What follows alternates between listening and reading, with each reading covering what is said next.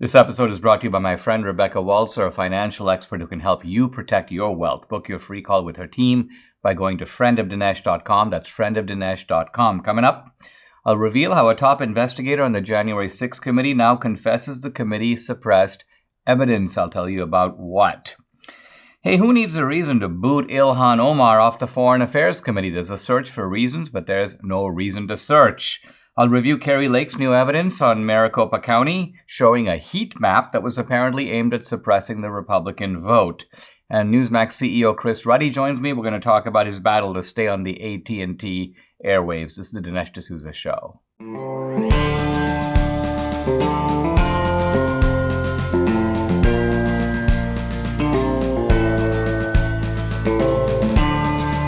America needs this voice.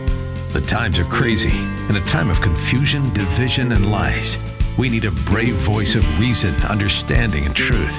This is the Dinesh D'Souza Podcast.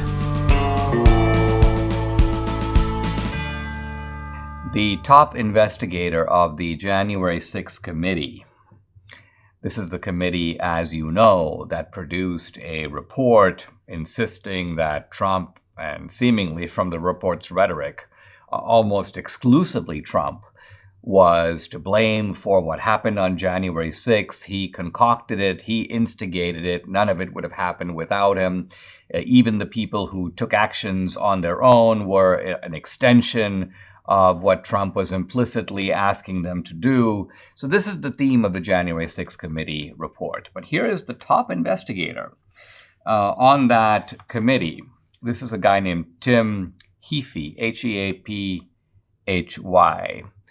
And he goes along a little bit with what the report says. He goes, yeah, I admit that Trump was, quote, the proximate cause. But all he means by that is, quote, but for his words and deeds, it wouldn't have happened. Now, even I agree with that in the sense that obviously if Trump had not called a rally, nobody would have come to D.C. And in that sense, Trump was the proximate cause of getting people to the Capitol in the first place. But he goes on to say this, quote, that said, what happened at the Capitol was also affected by law enforcement failures to operationalize the ample intelligence that was present before January 6th about the threats of violence. He added, quote, law enforcement had a very direct role in contributing to the security failures that led to the violence. Now, what is interesting about this is not exactly that we don't know this. You know this. I know this. Politicians have spoken out about it. Media commentators have remarked on it. But this theme is completely missing from the January 6th report. Not only that, the January 6th report says the exact opposite. Here is Bernie Thompson, the chairman of the committee. In his foreword to the final report, he goes, quote, whatever weaknesses existed in the policies, procedures, or institutions, they were not to blame for what happened on that day. So now why does the January 6th committee, which by the way had a subcommittee devoted to studying intelligence failures and devoted to studying the law enforcement response, that subcommittee was then sidelined. In fact, it wasn't even called to testify. The question is why? The answer, of course, is that the January 6th committee wanted to tell a morality tale. And in the morality tale, this was kind of called the Liz Cheney morality tale, the good guys were the law enforcement, and the bad guy was Trump. So if that's your storyline that you're trying to peddle, then it's very inconvenient for you that the law enforcement community was a complete mess. Now, what Tim Heaphy says is it's not that there was an intelligence failure. See, there could have been law enforcement had absolutely no idea what was going on. There was really no good intelligence about what was anticipated. But the opposite is true. In fact, Tim Heaphy says that there were plenty of warnings that came into local law enforcement, that came into the FBI, that, look, this could be really problematic. It's a very large crowd. People are really angry. Things can get out of hand. And there were some more specific tips that pointed to specific things that apparently people had seen on social media and so on. So they knew about it, and yet They didn't do anything about it. Now, Tim Heaphy doesn't go so far as to say that this was a kind of a cunning scheme by Pelosi or by others to lure people into the Capitol. I think that remains a possibility to be further investigated. But what Tim Heaphy says is it's not a failure of intelligence. They knew. They just didn't respond to that. So he says, quote, there was a lot of advanced intelligence about law enforcement, about carrying weapons, about the vulnerability of the Capitol. The intel in advance was pretty specific, and it was enough, in our view, for law enforcement to have done a better job. The January 6th committee, as I mentioned, had a so-called blue team, a committee of investigators. In fact, it was headed up by the woman who helped prosecute El Chapo, the Mexican drug lord, and she headed up this team, but she was never called to testify. And when NBC News that broke the story, in fact, NBC News, to its credit, interviewed this guy, the head prosecutor, the head investigator on January 6th committee, and they called Soumya Dayananda. No comment. She wouldn't say a word.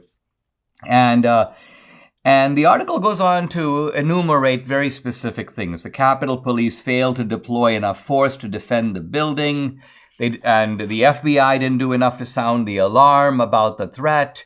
Number 3, there was confusion about which federal agency was in charge, hampering the response once the Capitol was breached.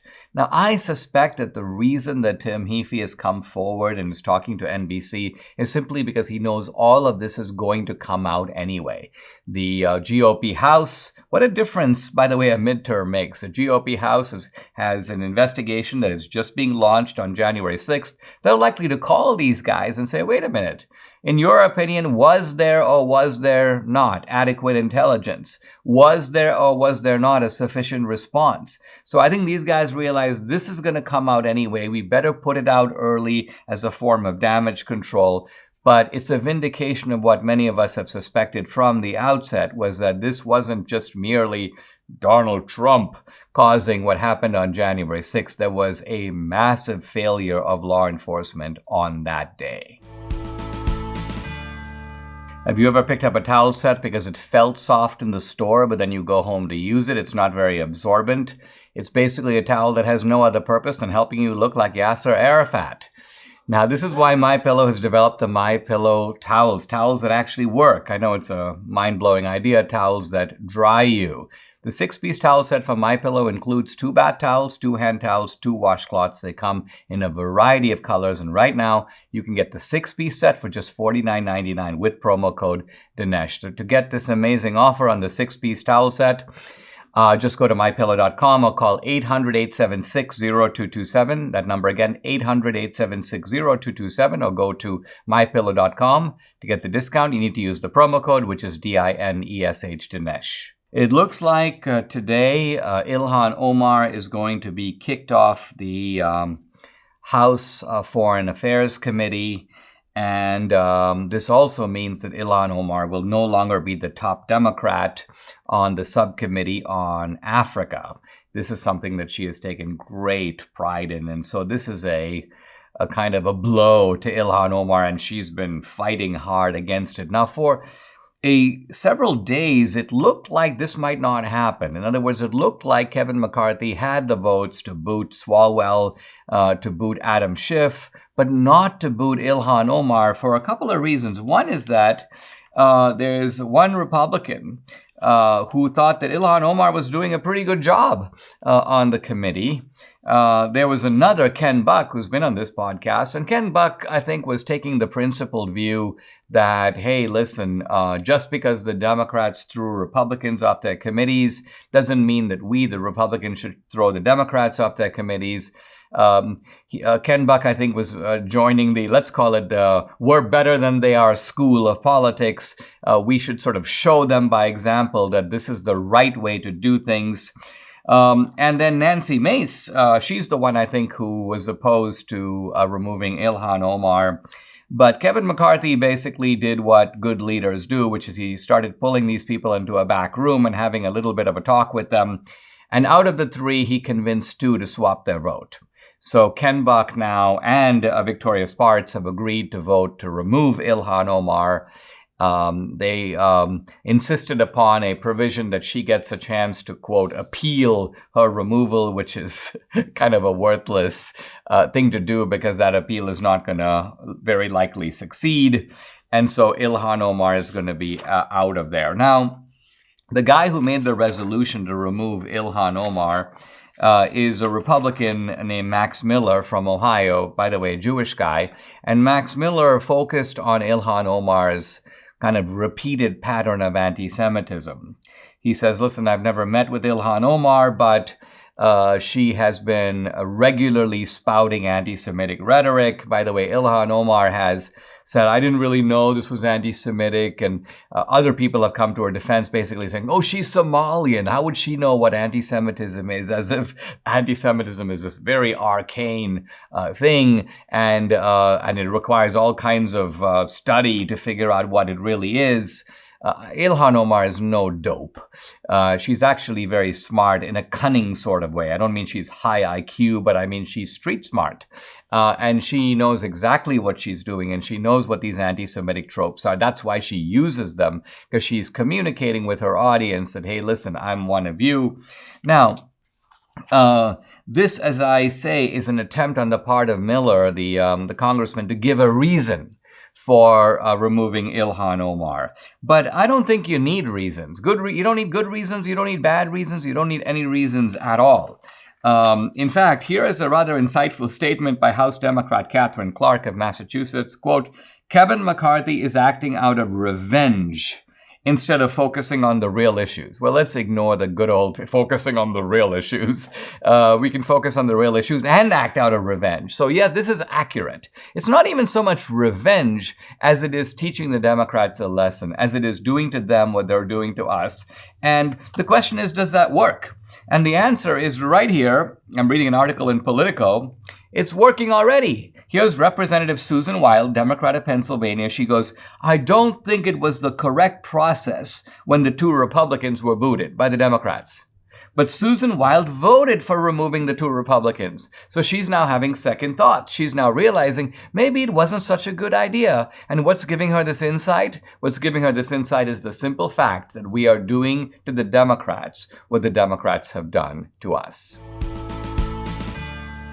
Debbie and I started taking Relief Factor a couple of years ago, and the difference we've seen in our joints, nothing short of amazing. Aches and pains are basically gone thanks to this 100% drug-free solution called Relief Factor. Now, Relief Factor supports your body's fight against inflammation. That's the source of aches and pains. I've seen testimonies by people who use Relief Factor. They rave about it. The vast majority of people who try it order more, for the simple reason that it works for them. Debbie has been able to do the exercises that for a long time she couldn't do. So this has been a real game changer for her, her aunt, other members of our family, and for many other people. You too can benefit.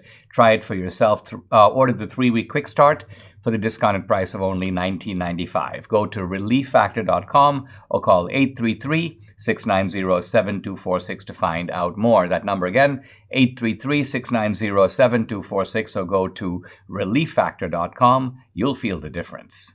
It looks like the Republican field for 2024, the presidential field, is going to have a second contender. As we all know, Trump announced very early that he was running, and so far the field has been kind of empty. Not surprising, most people don't actually declare this early. Biden hasn't said for his part that he's running again. I think he said he wants to, but he obviously hasn't declared that he's going to. And there have been on the Republican side a number of names floated.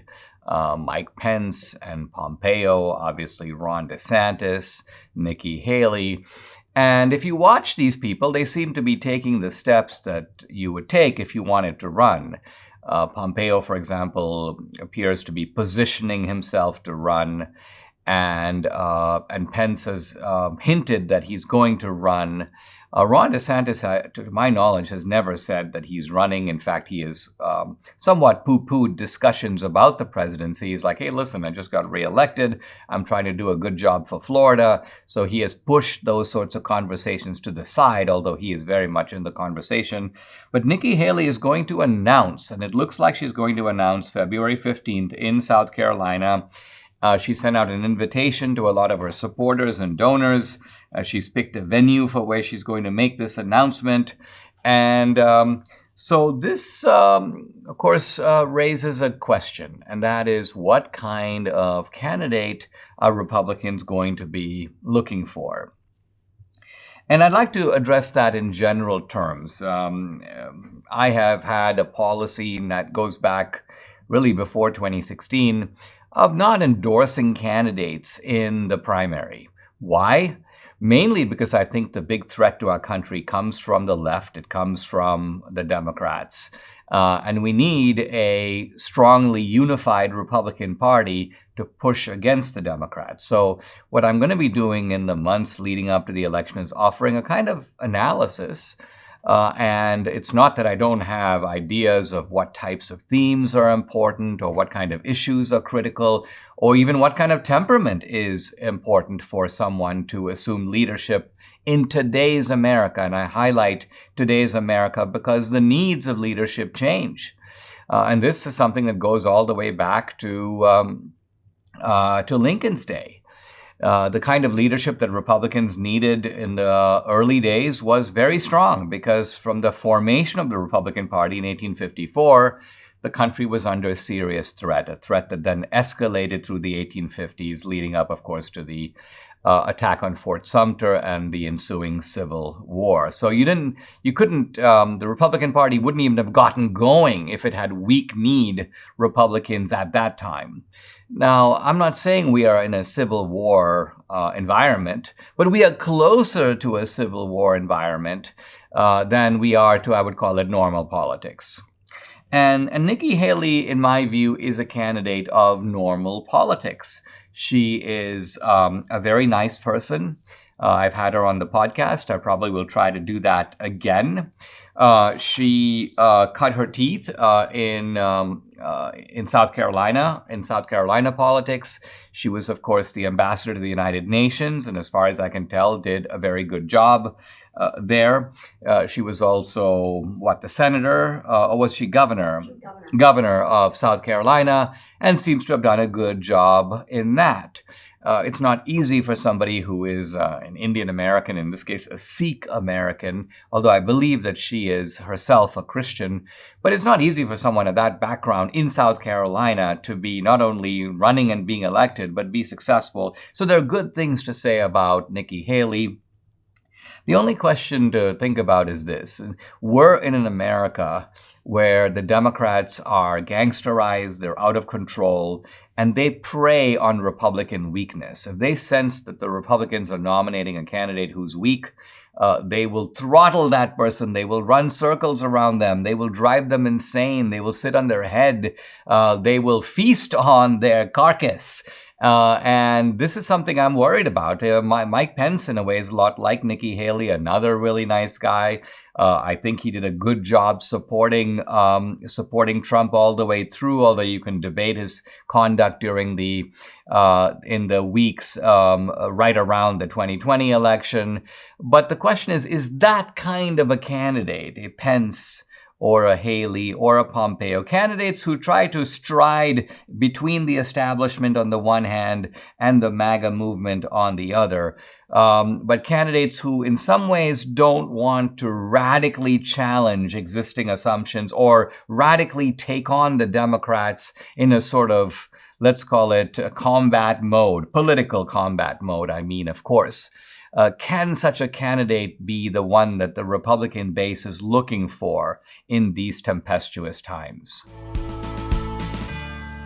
Isn't it time for you to make a fresh start? Now, the phrase literally means an opportunity to begin something again. You know you need a fresh start in your eating habits, right? How many times last year did you say to yourself, I need to start eating better? Well, eating the right amount of fruits and veggies every day is almost impossible. I have a much more convenient way for you to make that fresh start with Balance of Nature. Now, Balance of Nature is sourced from 31 whole fruits and vegetables. You'll get maximum nutrition with their star product, which is this, fruits and veggies in a capsule. Debbie and I take them every day. I want you to do so as well. And right now, take advantage of Balance of Nature's New Year's offer. Get $25 off plus free fiber and spice with your first preferred order of fruits and veggies when you use discount code America. The offer can end at any time, so act now. Call 800-246-8751. That's 800-246-8751, or go to balanceofnature.com. Use discount code America.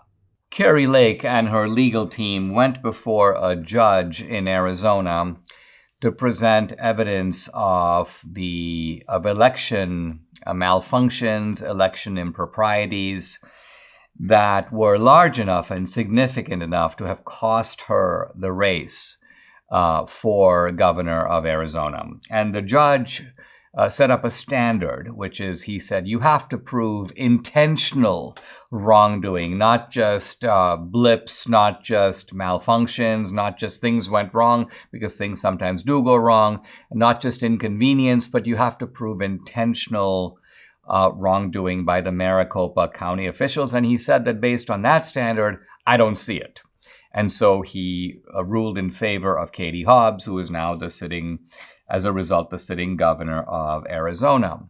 Now, Kari Lake filed an appeal, and I thought that the appeal was going to be focused entirely on the fact that the judge at the local level had applied the wrong standard. Remember, in these kinds of cases, the standard is critical. If you set a standard that is wrong, then you're going to be assessing the case by the wrong measurement, by the wrong criterion. And Kari Lake's point was, wait a minute, let's just say you have an election. And let's say you have a uniform breakdown of 99% of all the machines, and people are not able to properly cast their vote. And then the people who organize the election go, well, you know, we just goofed in a major way. This was just a kind of complete breakdown, but it was unintentional. We didn't mean to do it. It just happened. Doesn't it make sense that you would redo the election because obviously the result is invalid? So I thought Kari Lake's case is going to be that the judge applied the wrong standard, and the Court of Appeals, and Kari Lake is now before the Court of Appeals, would be asked to overrule the local judge on that basis. But as it turns out, Kari Lake has new evidence. She recently had a Save Arizona rally in Scottsdale. This was actually last Sunday. And at that rally, she revealed something that I had not seen or heard before. And that is, she put up on the screen what she called a heat map. And this is a map with sort of light and dark areas. And she says that this heat map was hanging in the Maricopa County Tabulation and Election Center. In other words, this exact map was displayed in the office of the people who are running the election. Now, why is this significant? Because what Kari Lake then did is she essentially took this heat map and she ran a comparison between this heat map, a kind of overlap between the heat map and the areas in Maricopa County that had problems where the tabulators broke down, where when you started putting things into the machine would spit them back out, votes that were not being properly counted. And she goes, you'll notice that this heat map actually identifies the Republican areas where the breakdowns occurred. It's almost as if, and she goes, look, this shows you, this is an indicator that this is something that was done intentionally. In other words, that the leftists in league with the never-Trumpers in the Maricopa County election office decided, look, let's repress the Republican vote. And the way we do it is we have a very convenient breakdown that's going to occur in heavily Republican areas.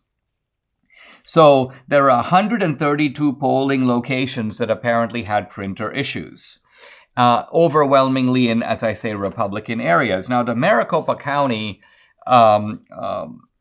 recorder, Stephen Riker, disputes this. He says, no, we didn't have a breakdown in 132 locations. He said that about 20% of 223 polling locations, so about 40 locations, had problems. Later, Maricopa County amended this to say, no, there were actually problems in 70 locations.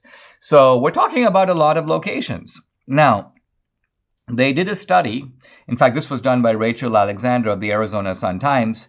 She goes that of the 70 locations that Maricopa County admits had serious problems, she says 59 are in heavily Republican areas. 2 are in Republican-leaning areas, so that's 61, and only 9 were in Democratic-leaning or solidly Democratic areas. So you see that Kari Lake here has a point. Whether she prevails in the suit, I'm not sure. It's going to really depend on how seriously judges are taking the issue. But look, the standard for election law is very simple. It is the but-for standard. But for these problems with the election, is the result of the election thrown into doubt? And I think the overwhelming evidence for that is yes. And there is proof of intentionality. What's the proof?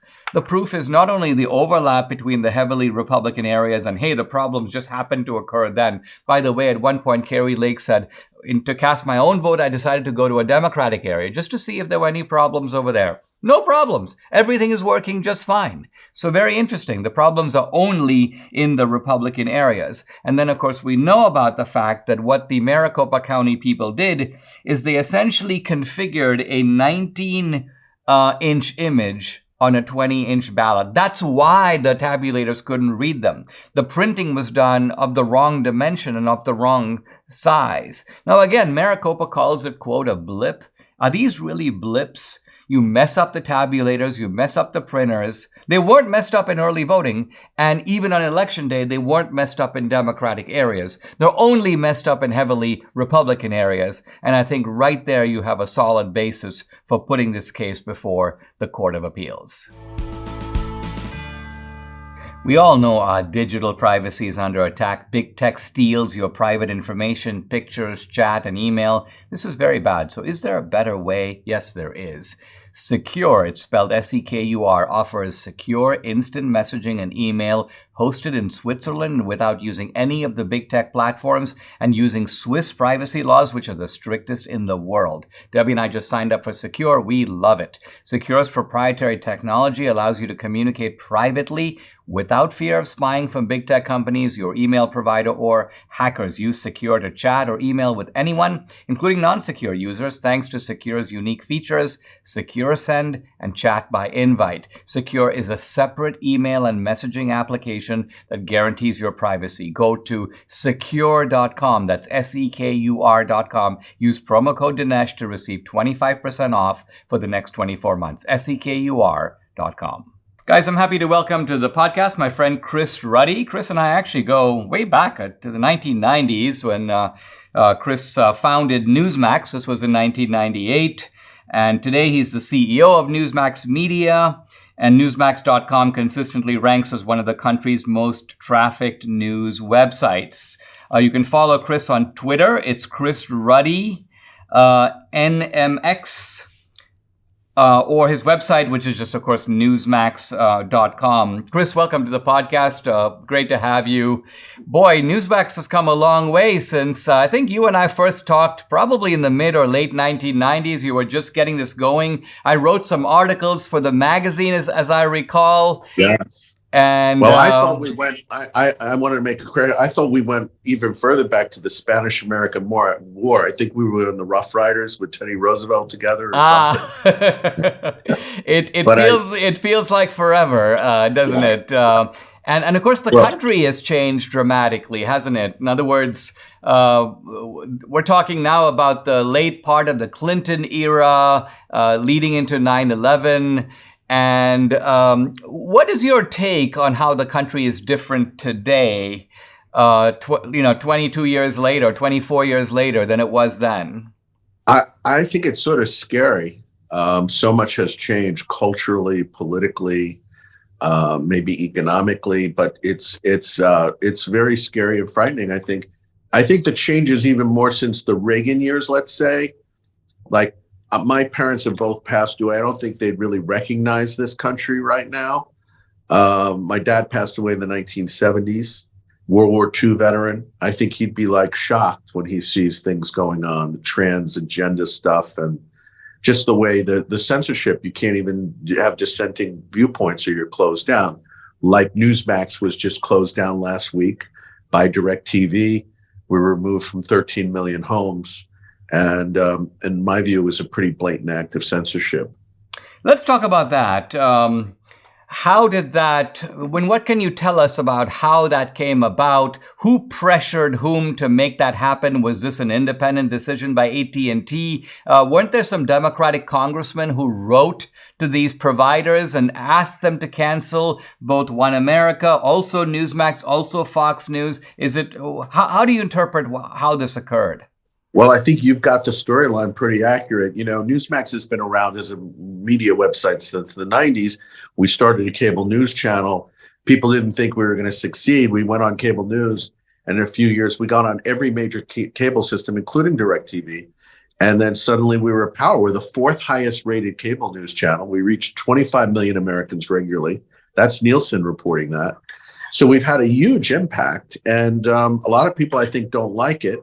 We know that after the 2020 election, Nancy Pelosi's Democrats actually wrote a letter to all the cable companies, including the head of AT&T, John Stankey. AT&T owns DirecTV, by the way, demanding to know why they had Newsmax, One America, and Fox News. They said we were spreading misinformation about the election, and they were asking when our contract expired. So clear implication they should remove us. Very soon after that, DirecTV and AT&T deplatformed One America. They said it was a cost-cutting measure. And when they removed us from their signal last week, they said it was a cost-cutting measure. And that's a lot of baloney. They made $2.7 billion last year. And we can show you they have 22 liberal news channels that most of them have little ratings and get paid very high fees. As Ron DeSantis says, they always cut conservative channels that everybody's watching, but other channels that nobody watches gets paid a lot of money. And what is the way forward, Chris, when this sort of thing happens? I assume that now that we have a Republican House, isn't it the case that the House can put pressure on AT&T and say, hey, guys, can you account for this action? Are there some steps underway for that to happen? Are you optimistic it will get anywhere? Well, let me give you the background here. We were renewed. We were up for cable renewals this year, and we asked for a very modest fee of $1 per cable subscriber. CNN gets $14. Most channels get multiples of that. We have very high ratings. We should be getting about $5. So we were up for renewal last year, and we had hundreds of renewals done. 3 major agreements, including Verizon and Dish, renewed with us. And then we were up with DirecTV, and they said, we're not going to pay Newsmax a penny. We're not going to give you 1 cent. And it was a very clever, they'll say, well, we'll keep you on for free, but we're going to give you nothing. Well, it's very clever because they know you can't operate as a cable news channel unless you get fees. And they knew that the minute we accepted that deal, all our other cable rates would go to zero.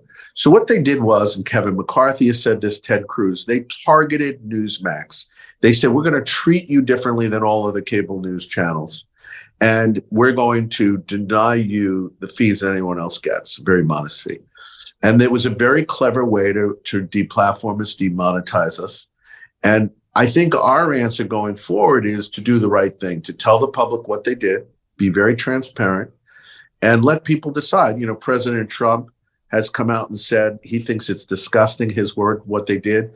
And he's calling for Americans to cancel DirecTV and cancel their AT&T services, not just their TV things, but their wireless service, the cell phones.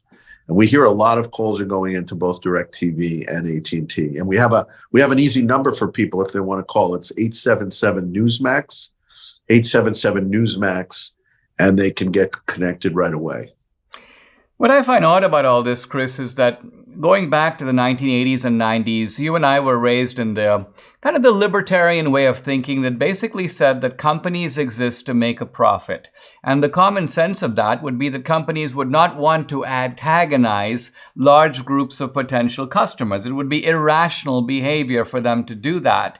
So why wouldn't AT&T respond to these Democrats and go, hey, listen, we've got 16 liberal stations on here, and then we have a couple of conservative ones. Go take a hike. We're not going to accede to your demands. Do you think it's the woke pressure inside of AT&T that is getting to the CEO and to the people on top and forcing them to succumb, kind of for the same reason that publishers don't want to publish conservative books, not because they don't sell, but because there's too much internal pressure not to put out that kind of book? Well, you think it's pressure, when you internal pressure, I think many of the people in these companies are now woke. They're totally disconnected. I don't even think a lot of people at AT&T or DirecTV watch Newsmax. They don't even know what we're doing. So they're not covering it. They just believe what they read in the New York Times, that we're this, that, spreading misinformation. I thought when Congress was changing and the House was becoming Republican, especially with big tech, we've had many similar issues of censorship. And I thought these companies like Google would ease up, but we haven't seen that. They're not afraid of the Republicans in Washington. They're not afraid. They're not afraid of the public pressure. They go ahead. They're going to lose probably hundreds of millions of dollars of equity value for dropping Newsmax, and it would cost them a tiny little fraction of that to keep us. But they don't care. This is a company under John Stankey. It lost $50 billion in the acquisition of DirecTV so far. They've lost $100 billion, according to the New York Times, in the Time Warner merger they've done. The current CEO, John Stankey, he was in charge of CNN. He oversaw it when they weaponized against Trump and the Republicans. When he becomes CEO in 2020, the 2020 election, he immediately condemned the Republicans. He called the protesters insurrectionists. He banned AT&T from giving money to Republican congressmen at the time. I mean, this is not, I thought in the old days, you had a big company, you basically stayed out of politics. I mean, that was the rule, whether you're woke or this or that, just stay out of it. It's a neutral, like you said, it's just about making money, and it should be neutral. I think most people want that. And they're not neutral. They're activists. They are protagonists. They're antagonists. And it's up to the public to respond. And that's why I'm speaking out. Well, this is, I think, just one indicator of the way in which the country has changed since the old days. Hey, Chris Ruddy, thank you so much for coming on the podcast. I really appreciate it. Dinesh, thank you so much. We'll keep you informed. Thank you. My dad didn't really believe in the stock market. He was a put your money in the bank kind of guy. But I discovered in the early 1990s that investing in the market makes a lot of sense if you're in it for the long term. The problem is we're in a very rocky economy with a lot of bad policy at home, a lot of instability abroad. There's always the risk of a black swan event, a single event that comes out of nowhere and basically cripples your savings. So how do we take advantage of the upside of the market and protect ourselves against the downside? We need some really good guidance here. And my friend Rebecca Walser, she's a tax attorney and wealth strategist with her MBA from the London School of Economics. Rebecca and her team can help protect your wealth during these unprecedented times. Go to friendofdinesh.com, book your complimentary introductory call today to see if you qualify. Again, that's friendofdinesh.com. A new film about Brett Kavanaugh was recently aired at the Sundance Film Festival. It's generated a good deal of media attention. And the media attention is coming mainly because the Supreme Court is kind of on the rampage, by which I mean the Supreme Court is making a series of decisions, including, by the way, the overturning of Roe versus Wade, that have completely discombobulated the left. And so there's a kind of almost second wave of rage against the court, and particularly against Brett Kavanaugh. So this is the purpose of the film, is to feed that rage and to give the idea that, you know what, this was a case where Kavanaugh should have been kept off the court. So supposedly the film is producing new evidence. So let's take a look at what that might be.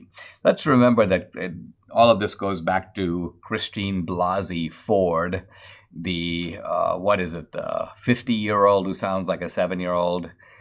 Brett Kavanaugh threw me down and did this to me and did that to me and traumatized me, so I've never been able to get my voice back. Anyway, Ford couldn't remember when this happened, and she couldn't remember where this happened, and it was all decades ago. But nevertheless, this is all the left had, and so they sort of ran with it.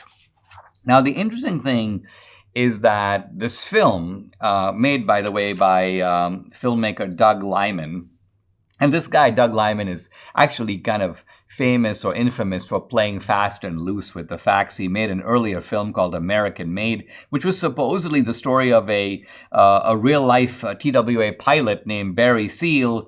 But when people pointed out that there was all this misrepresentation in his film, the filmmaker goes, quote, "It was, quote, a fun lie based on a true story." So he's admitting there's really no truth to this. I took a true story and I manipulated it and I told a bunch of lies. But his theme here in the Kavanaugh film is that it takes great bravery for people to step forward and accuse Kavanaugh. And of course, the truth is the exact opposite, is it actually took great bravery for people to step forward and say that Christine Blasey Ford was lying. Many people were pressured to come forward and support false accounts of Kavanaugh. A really good example, by the way, is a woman named Lara Bazelon, who's an associate professor at the University of San Francisco. She's a liberal, doesn't support Kavanaugh, but all kinds of people were reaching out to her in the fall of 2018 to basically see if she would back up the account of Deborah Ramirez. Deborah Ramirez was Kavanaugh's Yale classmate. He claims that at a gathering, Kavanaugh, pulled down his pants and stuck his you-know-what in her mouth. Kavanaugh goes, "This is ridiculous." And frankly, no one saw this so-called incident. And so, interestingly, there was a New York Times reporter trying to pressure Lara Bazelon to support Deborah Ramirez's story. And the New York Times reporter kept saying things like, "Well, why aren't you loyal to your friends?" and so on. And so Bazelon became so disturbed that she found a bunch of other people who were there at that event, and they issued a joint statement, and I'm now reading, quote, "We can say with confidence that if the incident that Debbie alleges ever occurred, we would have seen or heard about it, and we did not." In other words, it never happened. And now, Christine Blasey Ford is not interviewed in this new film, which is kind of interesting. I think the reason that the filmmaker gave up on Christine Blasey Ford is Christine Blasey Ford's testimony was completely debunked by the one person that Christine Blasey Ford said would corroborate her story. Let's remember that Christine Blasey Ford was with her friend Leland Kaiser at the venue where Kavanaugh supposedly attacked her. And yet, Leland Kaiser, who was very reluctant to speak during the period leading up to the hearings, and now we know why. Because there were many people on the left threatening Leland Kaiser. Leland Kaiser apparently had a problem with drug addiction. And so these people who knew about this said, "We will out you, we will humiliate you, we will destroy you if you don't step forward and back up the story of Christine Blasey Ford." And Leland Kaiser, to her great credit, refused to do it. She said nothing for a long time, but then later she said, in fact, she was being interviewed by the New York Times for two reporters who wrote a book called The Education of Brett Kavanaugh. And she said, quote, "I don't have any confidence in the story." Another way of putting it, it never happened. This is a lie. So this is the systematic way in which the left has now become a kind of lying machine. We've seen it on so many different fronts. Lies about Trump, lies about COVID, and here in this case, lies about Brett Kavanaugh. I'm continuing my discussion of Christian apologetics, focusing on my book, What's So Great About Christianity. And we're now talked about the Big Bang, the origin of the universe. Now we move to a chapter that is called A Designer Planet, Man's Special Place in Creation. Because it's one thing to say the universe was created 14.5 billion years ago, but man hasn't been around for all that long, so why create the universe that far back?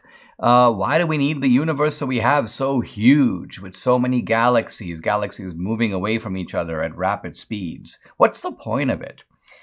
I begin the chapter with a quotation from the physicist Lee Smolin at Princeton.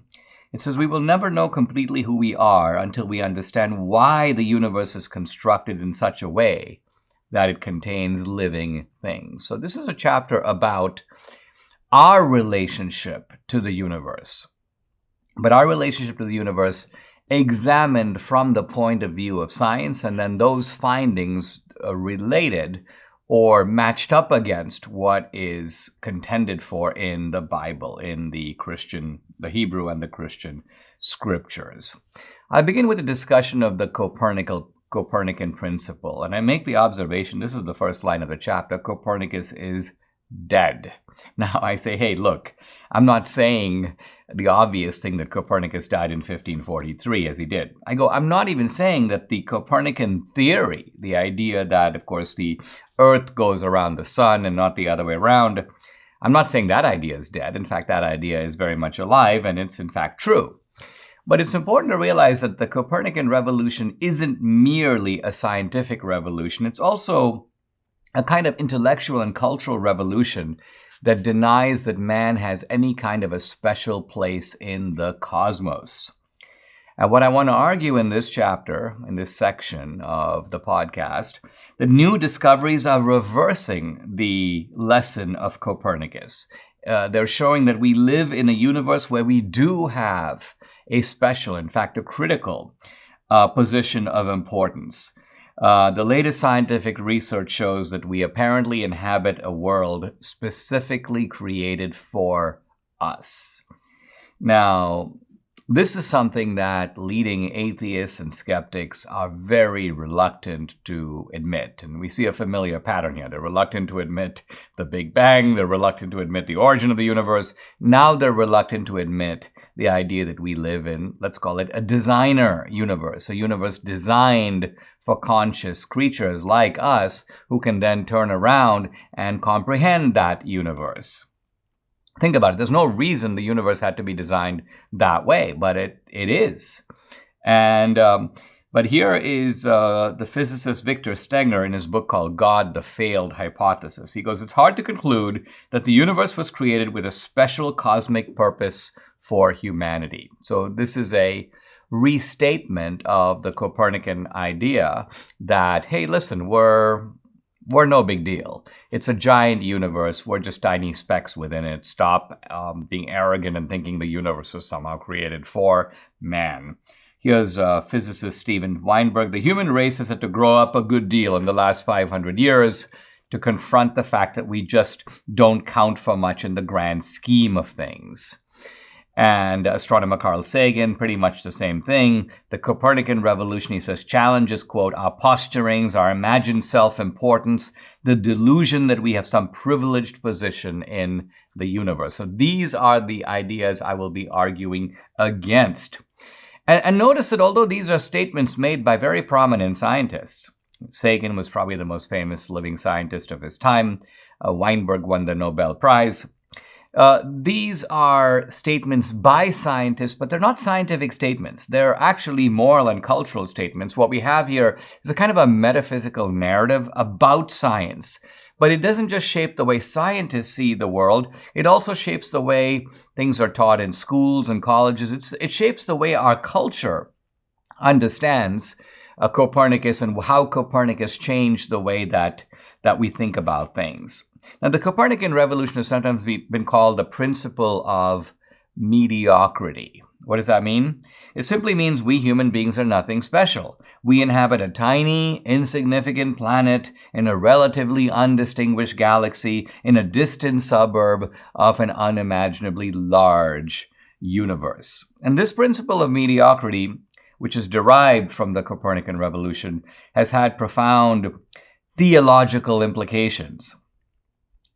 It's profound theological implications, but not for the reason that many people think. Many people think, well, the heliocentric theory was so revolutionary because it totally knocked over the biblical view that the earth is at the center of the universe.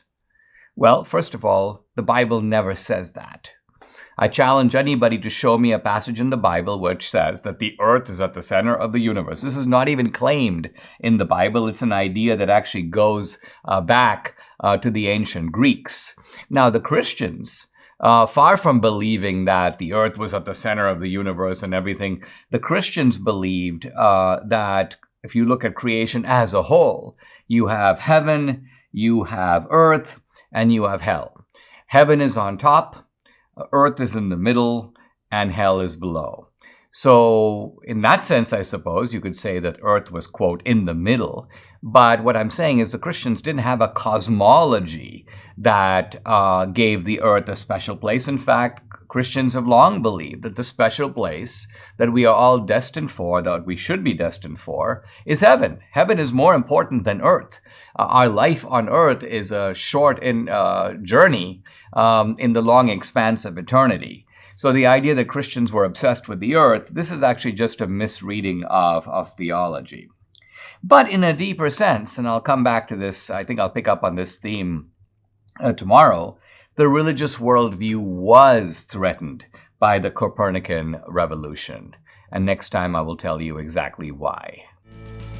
Subscribe to the Dinesh D'Souza podcast on Apple, Google, and Spotify, or watch on Rumble, YouTube, and SalemNow.com.